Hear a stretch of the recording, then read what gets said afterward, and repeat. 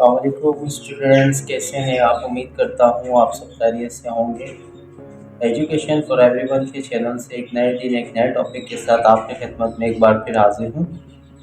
मेरे तमाम viewers students बहन भाई को रमज़ान मुबारक, बहुत बहुत मुबारक हो। और ख़ुसूसी दुआओं में याद रखिएगा मेरे इस चैनल्स का नाम लेकर, इस चैनल्स की कामयाबी के लिए और मुझे हौसला प्रोवाइड करने के लिए इस चैनल्स को सब्सक्राइब करें। जिसने अभी तक मेरे इस चैनल को सब्सक्राइब नहीं किया, बेल आइकन पर क्लिक नहीं किया, वो मेरे इस चैनल को सब्सक्राइब भी करें, बेल आइकन पर क्लिक भी करें और मेरे चैनल के लिंक को, मेरे चैनल्स की वीडियो के टॉपिक्स वीडियो को दूसरों तक पहुंचाएं ताकि वो तमाम बच्चे बच्चियां जो घर बैठे इंग्लिश लैंग्वेज सीखना चाहते हैं वो बआसानी अपने घर बैठे इंग्लिश लैंग्वेज सीख सकें। तो स्टूडेंट्स, एक नए दिन के नए टॉपिक के साथ हमेशा की तरह इस वाइट बोर्ड पर मैंने आज का टॉपिक आपके साथ शेयर किया है, केजेस ऑफ प्रोनाउन।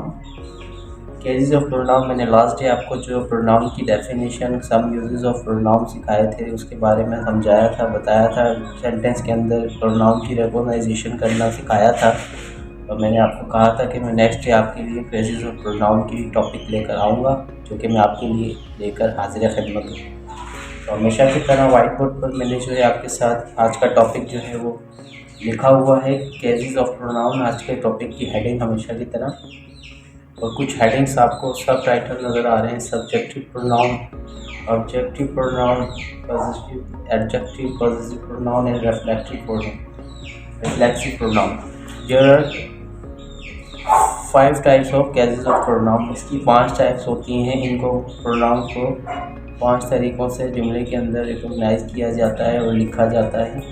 ठीक है, ये मेरे वो तमाम स्टूडेंट्स, बच्चे बच्चियाँ, बुजुर्ग, बहन भाई जिन्होंने मेरा सब्जेक्ट और पर्सन्स का टॉपिक देखा होगा, तो उनको आज का मेरा ये केजेस ऑफ प्रोनाउन का जो चैप्टर है या जो लेक्चर है वो आसानी समझ में आ जाएगा और ये चार्ट ऑफ केसेस भी आपको आसानी समझ में आ जाएगा। ठीक है, तो मेरे वो तमाम व्यूवर जो आज फर्स्ट टाइम मेरी इस वीडियो को देख रहे हैं, उनसे मेरी रिक्वेस्ट है कि मेरे इस चैनल को सब्सक्राइब करें, बेल आइकन पर क्लिक करें और मेरे इससे पहले के तमाम टॉपिक्स की वीडियो को बआसानी और बड़े ही ध्यान कंसिडर करके उस टॉपिक्स को समझें। उस टॉपिक्स के बारे में अगर कोई क्वेश्चंस हो तो सब कमेंट्स बॉक्स पर मुझसे करके मुझे कमेंट्स कर सकते हैं। तो स्टूडेंट्स, स्टार्ट करते हैं आज का हमारा topic, केजेस of pronoun.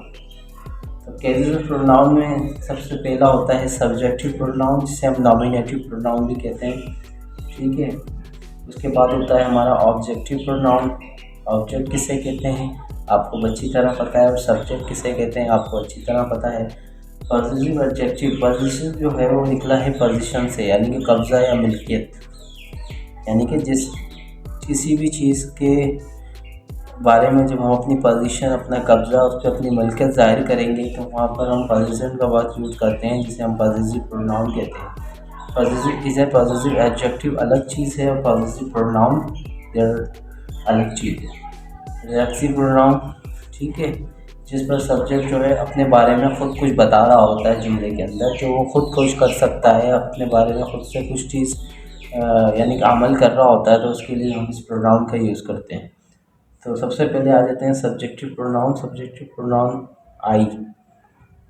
I I का सब्जेक्टिव प्रोनाउन आई है, तो इसका ऑब्जेक्टिव प्रोनाउन जो होता है वो होता है मी। ठीक है, और पॉजिटिव एडजेक्टिव जो होता है वो माय होता है। अब अगर कोई मुझसे सवाल करे कि मी और माय में क्या फ़र्क है, यानी कि ऑब्जेक्टिव प्रोनाउन और पॉजिटिव एडजेक्टिव में क्या फ़र्क है, तो वो मैं आपको क्लियर कर दूँ।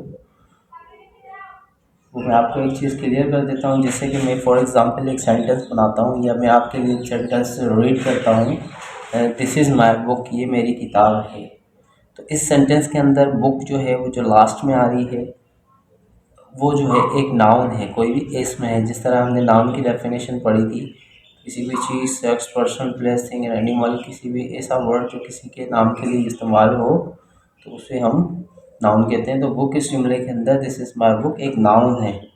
ठीक है, और my, this is my, my जो है वो नाउन से पहले आ रहा है, तो माय जो है वो पोजीशन जाहिर कर रहा है किताब पर कि किताब मेरी है। यहाँ पर बुक जो है वो नाउन है।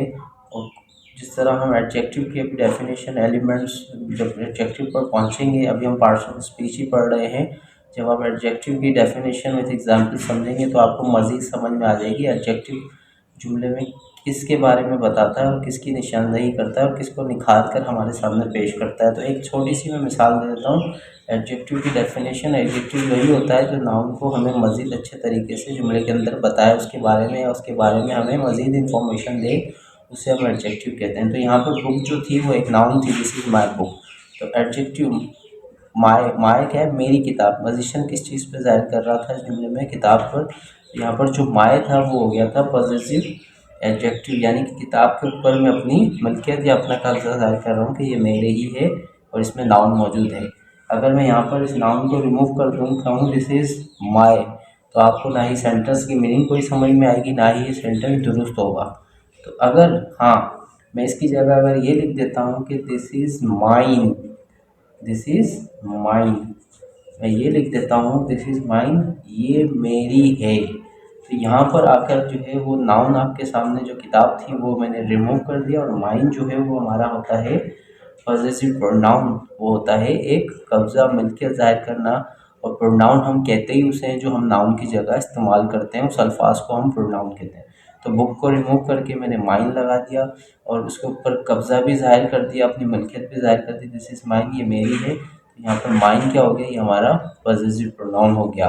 तो उम्मीद करता हूँ आपको माय और ऑब्जेक्टिव प्रोनाउन और पॉजेसिव एडजेक्टिव में फ़र्क समझ में आ गया होगा। अब चलते हैं, देखें आई सब्जेक्टिव प्रोनाउन है, इसका ऑब्जेक्टिव प्रोनाउन होता है मी, और पॉजेसिव एडजेक्टिव होता है माय, पॉजेसिव प्रोनाउन होता है माइन, एंड रिफ्लेक्सिव प्रोनाउन होता है माय सेल्फ। ठीक है। इसी तरह वी मैंने आपको, वो मेरे तमाम स्टूडेंट जो आज फर्स्ट टाइम देख रहे हैं तो उनके लिए मैंने जो पर्सन, चार्ट ऑफ पर्सन पढ़ाया था, first person, second person, third person, अगर वो मेरा टॉपिक आप वॉच करेंगे तो आपको आज का मेरा ये टॉपिक बआसानी समझ में आ जाएगा। सब्जेक्टिव प्रोनाउन में जो आई था वो फर्स्ट पर्सन सिंगुलर था, और फर्स्ट पर्सन जुमले में हम उसे कहते हैं जो जुमले में बात कर रहा होता है, बोल रहा होता है। ठीक है।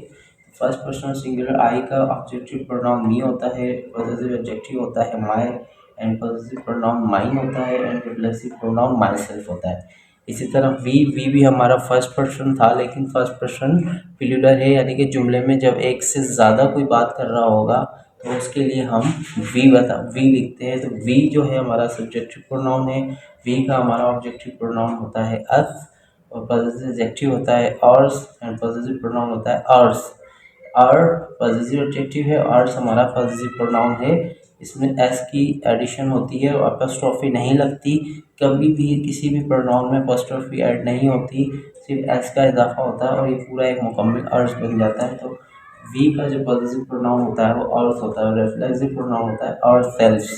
आवर सेल्फ्स की जो स्पेलिंग है वो आप देख लें, OURSELVES।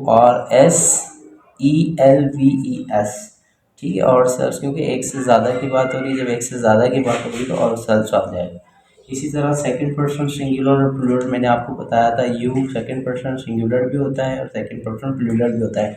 और सेकंड पर्सन कहते हैं किसने, आप इससे पहले के टॉपिक में जाके बआसानी समझ सकते हैं, लेकिन मैं उन तमाम नए व्यूवर्स के लिए एक बार फिर दोहराना चाहूँगा कि ये सेकंड पर्सन हम उसे कहते हैं जिससे बात की जा रही होती है, जो सामने दूसरा बंदा सुनने वाला होता है, उसे हम सेकंड पर्सन कहते हैं। और सुनने वाला एक भी हो सकता है, एक से ज़्यादा भी हो सकता है। तो इसी तरीके से यू जो है वो हमारा सेकंड पर्सन सिंगुलर भी होता है, प्लूरल भी होता है। इस तरह सब्जेक्टिव प्रोनाउन यू का ऑब्जेक्टिव प्रोनाउन यू ही होता है, पॉजेसिव एडजेक्टिव योर हो जाता है, और पॉजेसिव प्रोनाउन योर्स हो जाता है, एस की एडिशन हो जाती है। और अगर सेकंड पर्सन सिंगुलर होगा तो योर सेल्फ आएगा रिफ्लेक्सिव प्रोनाउन, और अगर सेकंड पर्सन प्लूरल होगा तो योर सेल्स आ जाएगा, OUYOURSELVES। स्पेलिंग दोबारा याद कर लीजिएगा। ठीक है। इसके बाद फिर मैंने आपको थर्ड पर्सन सिंगुलर और प्लूरल बताया था। अगर थर्ड पर्सन सिंगुलर लड़का होगा तो उसके लिए हम ही यूज़ करते हैं, थर्ड पर्सन सिंगुलर लड़की होगी तो शी यूज़ करेंगे। कोई भी किसी भी चीज़ के बारे में बात होगी, नॉन लिविंग थिंग के बारे में, तो उसके लिए हम इट यूज़ करते हैं। और एक से ज़्यादा अगर थर्ड पर्सन होगा डेफिनेटली वो थर्ड पर्सन प्लूरल हो जाता है, और उसके लिए हम दे का यूज़ करते हैं। सब्जेक्टिव प्रोनाउन ही का ऑब्जेक्टिव प्रोनाउन होता है हिम, पॉजेसिव एडजेक्टिव होता है हिज, पॉजेसिव प्रोनाउन में हिज ही रहता है, और रिफ्लेक्सिव प्रोनाउन हिमसेल्फ हो जाता है। ठीक है। शी का ऑब्जेक्टिव प्रोनाउन हर होता है, पॉजेसिव एडजेक्टिव हर ही होता है, पॉजेसिव प्रोनाउन हर्स हो जाता है, एस की एडिशन हो जाती है, और रिफ्लेक्सिव प्रोनाउन में हर सेल्फ हो जाता है। ठीक है। इसी तरह इट सब्जेक्टिव प्रोनाउन का पॉजिटिव ऑब्जेक्टिव प्रोनाउन इट रहता है, पॉजिटिव एडजेक्टिव इट्स हो जाता है। इसी तरह पॉजिटिव प्रोनाउन भी इट्स ही रहता है।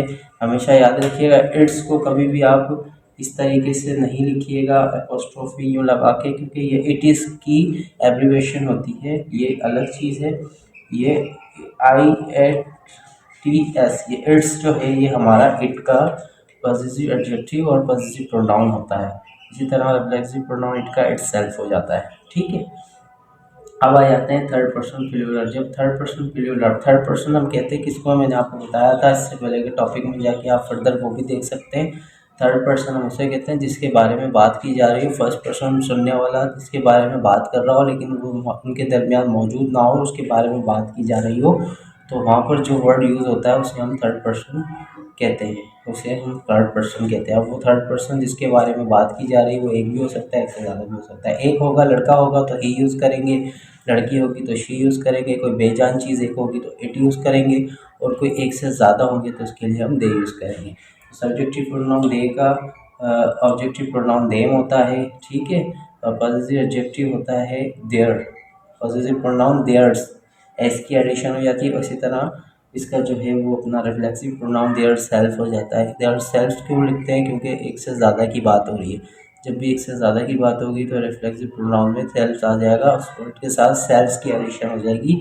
तो मैं याद करता हूँ, याद रखिएगा कि आज जो मैंने आपके साथ टॉपिक शेयर किया वो कैसे जो प्रोनाउन है, इसीलिए मैंने आपको प्रोनाउन की डेफिनेशन बताने से पहले पर्सन्स के बारे में आपको लेक्चर दिया था। First person, second person, third person क्या होते हैं, उनकी डेफिनेशन एग्जाम्पल समझाई थी। उसके बाद देन मैंने आपको प्रोनाउन की definition, some uses of pronoun, sentence में प्रोनाउन की रिकॉग्नाइजेशन और इस्तेमालात मैंने आपको सिखाए थे लास्ट टॉपिक में। और आज मैं आपके लिए कैसे जो प्रोनाउन लेकर आया हूँ। अगर आपको आज का टॉपिक मेरा आसानी समझ में आ गया तो आपको इनडायरेक्ट और डायरेक्ट स्पीच में जाके कोई मुश्किल नहीं होगी, और ना ही सेंटेंसेस जो हम ज़माने पढ़ेंगे उसमें भी आपको कोई भी सेंटेंस बनाने में कोई मुश्किल पेश नहीं आएगी। तो मेरे वो तमाम व्यूवर्स, बच्चे बच्चियां, बहन भाई जो आज फर्स्ट टाइम आए हैं, मेरे इस वीडियो को फर्स्ट टाइम देख रहे हैं, उनसे रिक्वेस्ट है मेरी कि मेरे इस चैनल को सब्सक्राइब करें, बेल आइकन पर क्लिक करके मेरे पहले के टॉपिक को वॉच करें और आज के टॉपिक को बआसानी समझ सकें। तो स्टूडेंट्स दीजिए इजाज़त, कल तक के लिए अल्लाह हाफिज़।